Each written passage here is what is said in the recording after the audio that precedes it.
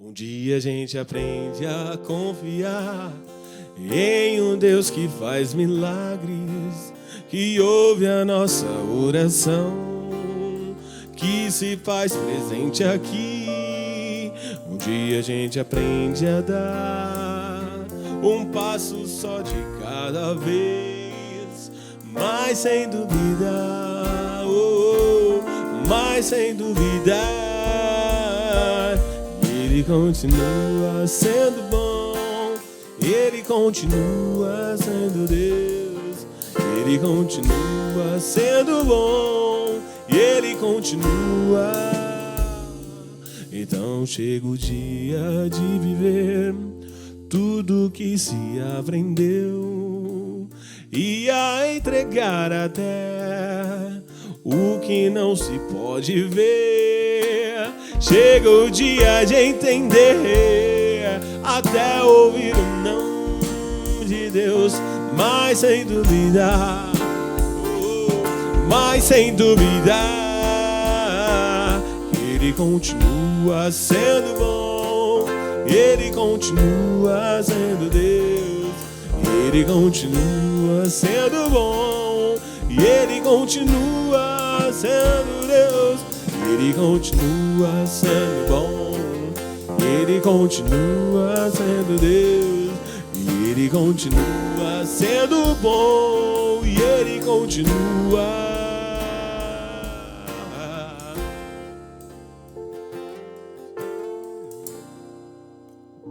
Cara, eu escolhi essa canção, acho que ela já fala...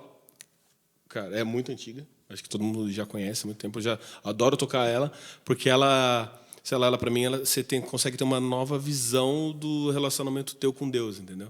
Então, tipo, a gente sempre coloca, né, Deus muito distante da gente, às vezes, e quando você fala, não existe nada melhor do que ser amigo de Deus, e aí você remete àquele lance, tipo, Deus quer andar do seu lado, Deus, Ele quer ser seu amigo, aquele relacionamento diário, né? Que daí entra, que foge um pouco daquilo, tipo, Deus já não está tão distante quanto você imagina, Ele quer andar do teu lado cada dia, cada hora, Ele quer estar em contato com você. Então, para mim, é gostoso cantar essa música. Para mim, é uma canção que, tipo, ela traz uma leveza, assim, às vezes, para o meu dia. Que, cara, tipo, Deus, Ele quer isso. Ele quer... Sabe aquele negócio que as pessoas falam, você coloca Deus em tudo? Não, Ele quer estar em tudo. Ele quer estar do seu lado, né? Então, é por isso que eu escolho ela, tipo, sempre que eu tenho oportunidade, eu gosto de colocar ela ali no meio, porque ela traz isso, ela traz uma paz para mim, assim, e melhora muito o meu dia quando eu trago essa verdade que, tipo, que não existe nada melhor do que ser amigo de Deus e poder ter Ele como seu amigo. Então, seria isso. Não existe nada melhor do que ser amigo de Deus, caminhar seguro na luz, desfrutar do seu amor e ter a paz no coração, viver sempre em comunhão e assim perceber a grandeza do poder de Jesus, meu bom pastor.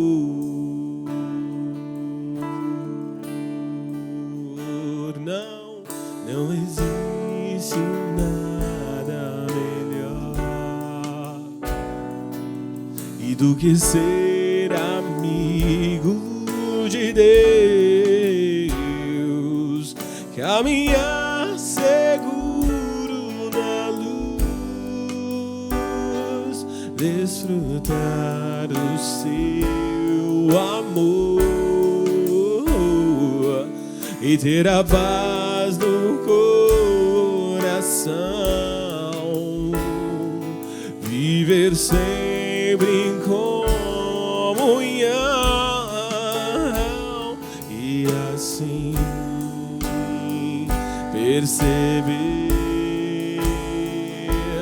a grandeza do poder de Jesus, meu bom pastor.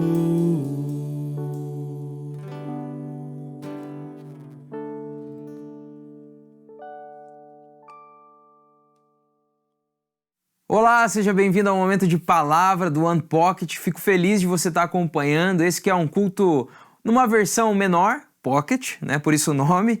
E eu quero olhar para a Palavra de Deus junto com você aqui, porque a Palavra de Deus sempre nos ensina alguma coisa. Eu acho muito rico, porque a gente ouve sermões diferentes, pastores diferentes, sobre às vezes o mesmo versículo, e às vezes saem lições também muito personalizadas ali, e isso é a riqueza da Palavra de Deus.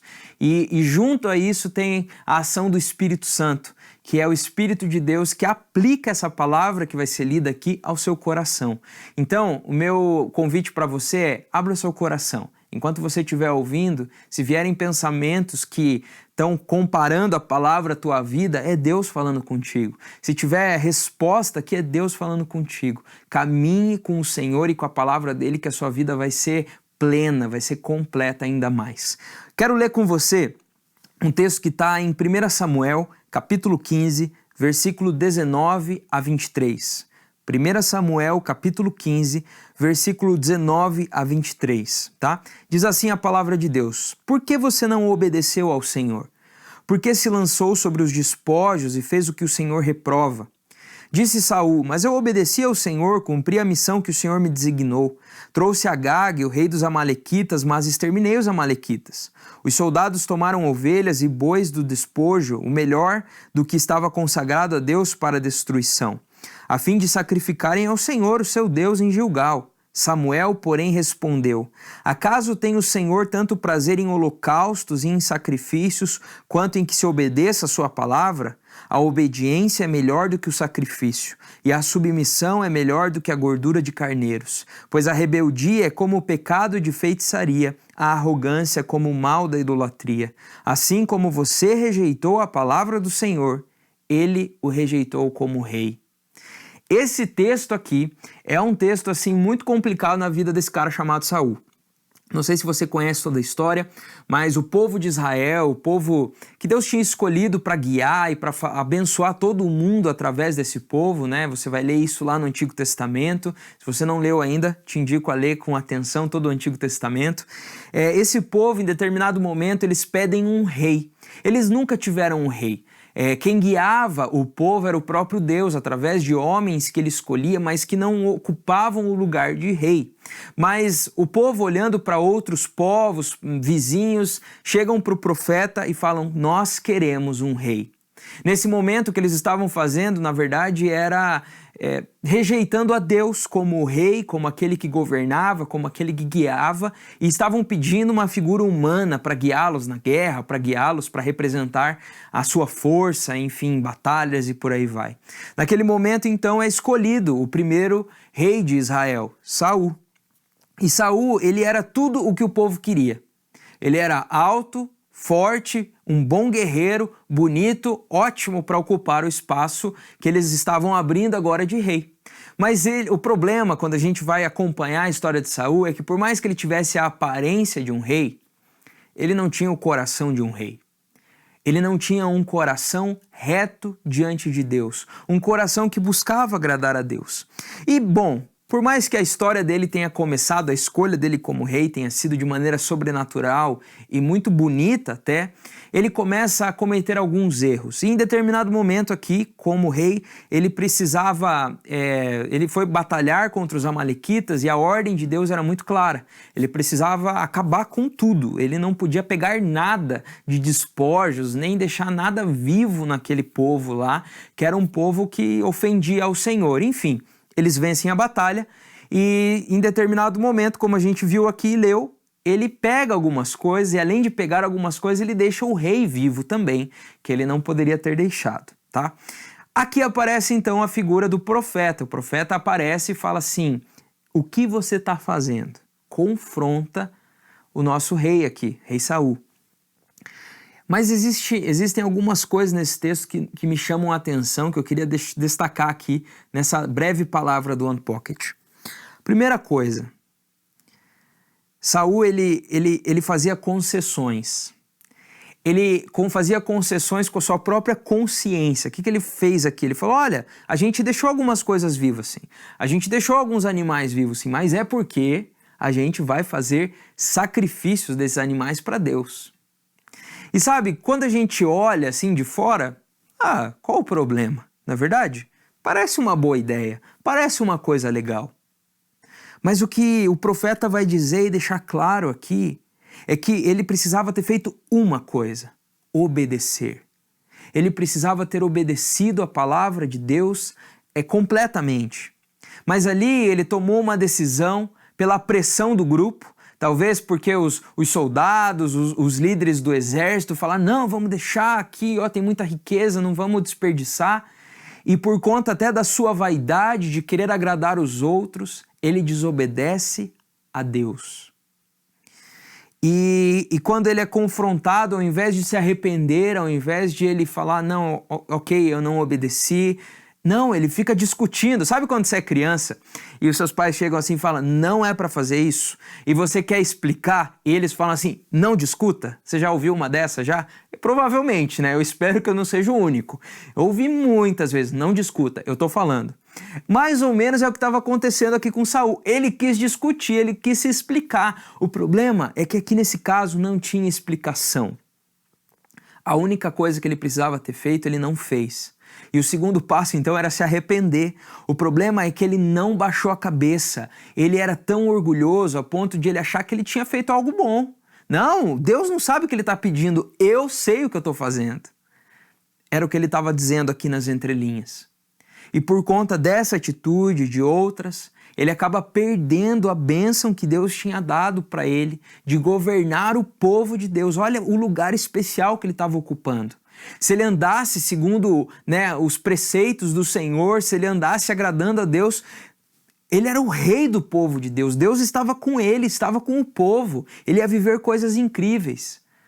Mas por querer tomar os seus próprios caminhos e dar desculpas e falar, não, tá tudo bem ainda, ele perdeu a bênção, ele perdeu a liderança do povo. E como a gente leu no final, o Senhor o rejeitou. E o que a gente aprende com o exemplo negativo de Saul? Eu acredito que a primeira coisa aqui é que quando você for confrontado com algum erro seu, se for um erro real, né? Claro, às vezes algumas pessoas nos acusam e não é verdade, às vezes algumas coisas acontecem e foram, não foi culpa nossa, tudo bem, se não foi realmente, fica tranquilo, mas tem vezes que nos confrontam e a primeira coisa que a gente quer é fugir. A gente quer discutir, a gente quer se explicar, mas a gente aprende com o exemplo negativo que a gente precisa se arrepender. A gente precisa parar de tentar arranjar desculpas para os nossos erros, que muitas vezes foram atitudes tomadas por orgulho, por querermos agradar a todos, por esquecermos de obedecer primeiramente ao Senhor. A gente tem que parar de discutir e assumir que a gente errou, pedir perdão. Talvez a situação tivesse sido diferente aqui para Saul se ele tivesse arrependido. Se ele tivesse confessado, realmente eu pequei. Realmente eu achei que era uma ideia melhor. Realmente eu quis agradar aos outros. Mas não. Ele era orgulhoso. Ele tinha um coração de pedra, vamos dizer assim, duro realmente. E mesmo confrontado pelo profeta, ele continuava achando que estava certo. Mas quando a gente olha, por exemplo, se a gente for pular um pouco, e for para a história de Davi, Davi também cometeu erros. Davi ele adulterou, você conhece a história. E ele também foi confrontado por um profeta. A gente vai ver isso. O profeta Natan aparece lá no palácio e conta uma história, para que Davi pudesse se colocar na história sem perceber, você lembra disso? Mas o que acontece quando Davi é confrontado e percebe o seu erro? Ele se arrepende. Ele assume as consequências, porque as consequências vêm. Ele assume o seu erro, mas ainda assim ele tem o seu reinado restaurado, ele tem a sua liderança mantida, mesmo com as consequências difíceis que ele enfrenta por conta do seu pecado. Mas ele se arrepende, ele não fica se explicando, não, mas é porque eu estava aqui sozinho e ela estava lá. Não, ele não fica, ele percebe, puxa, vacilei. E sabe, eu olho para esse texto e eu vejo que muitas vezes a gente é mais parecido com Saul, a gente gosta muito de se explicar, a gente gosta muito de mostrar o porquê que a gente errou. E o perdão fica como a última opção, como a última palavra que a gente fala. Então, a primeira coisa que eu aprendo com o exemplo ruim de Saul, infelizmente, é que quando confrontados por Deus, a primeira opção é arrependimento. Quando o nosso pecado é confrontado, a gente tem que se arrepender. A gente tem que entregar, a gente tem que pedir perdão, a gente tem que falar, restaura a minha vida, Senhor, me perdoa. E não, como Saul, tentar se explicar.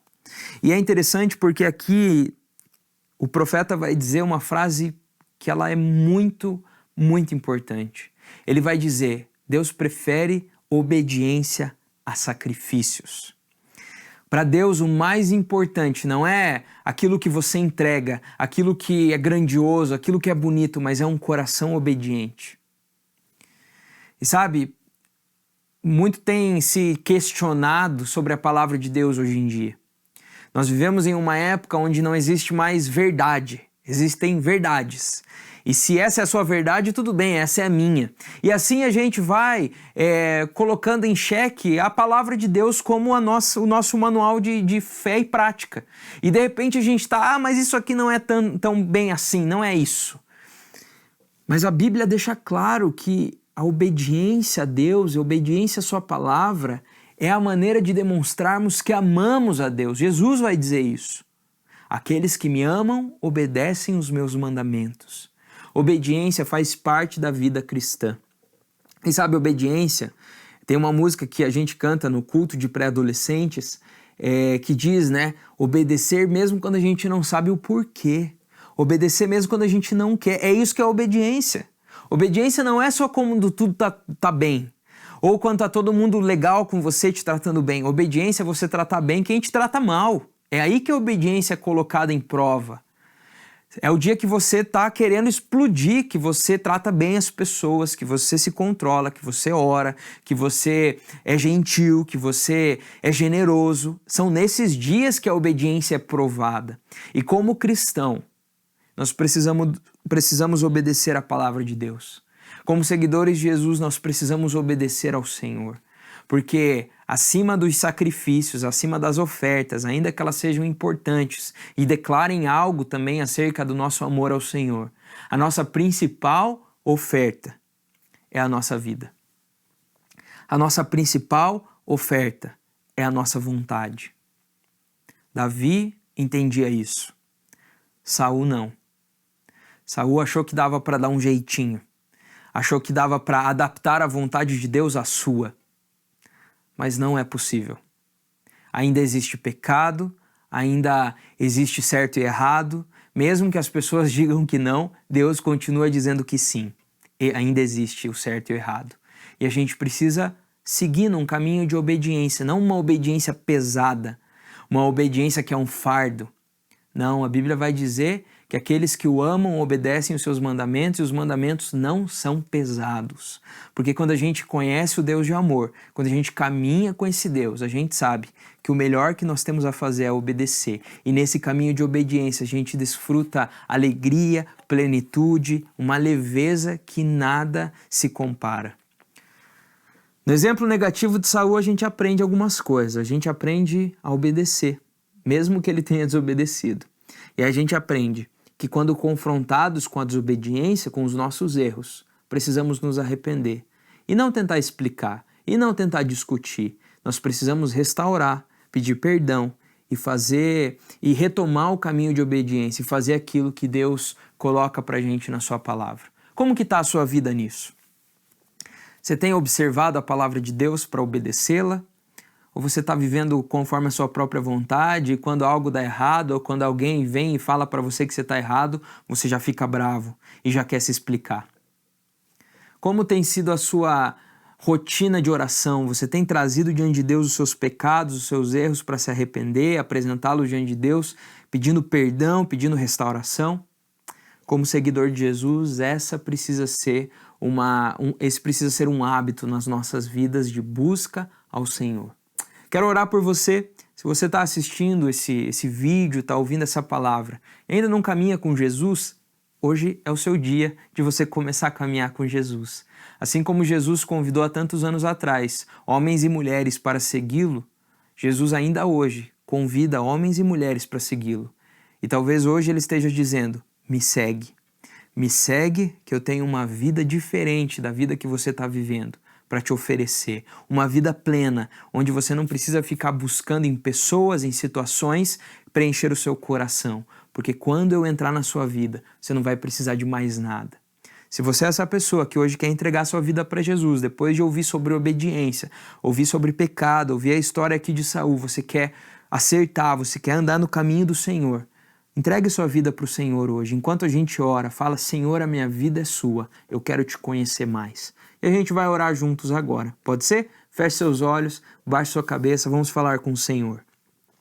Pai, muito obrigado porque a gente pode estar conectado através desse vídeo para estudar a Tua Palavra, para aprender como viver uma vida que Te agrada, Deus.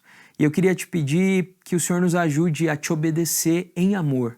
Que o Senhor nos ajude a fugirmos das concessões, das negociações que a gente faz com a gente mesmo para pecar, para fazer o que é errado. A gente sempre tem uma justificativa, a gente sempre tem uma desculpa, mas Deus, a Tua Palavra diz que precisamos Te obedecer em amor. Então nos ajuda a sermos obedientes, nos ajuda também, Deus, a nos arrependermos quando confrontados e que em nome de Jesus a nossa vida seja uma oferta, a nossa vida seja a principal oferta, Deus, para o Senhor. Aqueles que estão assistindo e estão tomando uma decisão de entregar as suas vidas ao Senhor, eu quero pedir, cuida de cada um, mostra o Teu amor e que eles possam viver a vida que o Senhor tem para eles, Pai. Essa é a nossa oração, no nome de Jesus. Amém, amém. Se você entregou a sua vida para Jesus hoje, fez essa oração junto comigo, aqui está aparecendo um link que você pode entrar agora, preencher, enquanto a próxima música toca. E não deixa para depois. Ou não pensa assim: não precisa. Alguém quer te ajudar, alguém quer acompanhar você nos seus primeiros passos com Jesus. E vai ser maravilhoso, porque você vai começar a aprender ainda mais sobre Jesus e como andar com Ele. Então não desperdice a oportunidade. Preencha aí e que Deus te abençoe. Até a próxima. Já faz um tempo eu me apego naquele livro que anuncia minha liberdade, ninguém pega. Vê se entende. O amor é o rio, eu reconheço.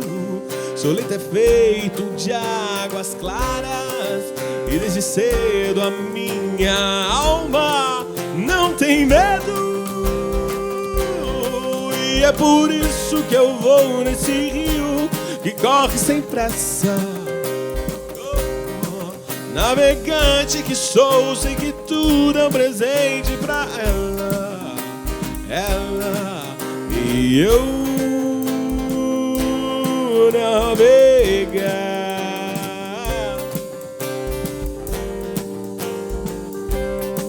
Só tenho medo quando esqueço e a memória é tudo aquilo que me falta. E o dia todo é transparência pra essa graça. E é por isso que eu vou. E é por isso que eu vou. E é por isso que eu vou.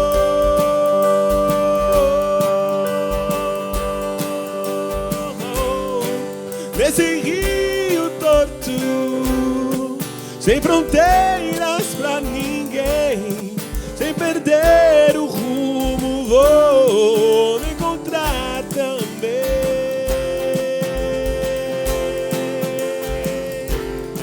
Nesse rio torto, sem fronteiras pra ninguém, sem perder o rumo, vou me encontrar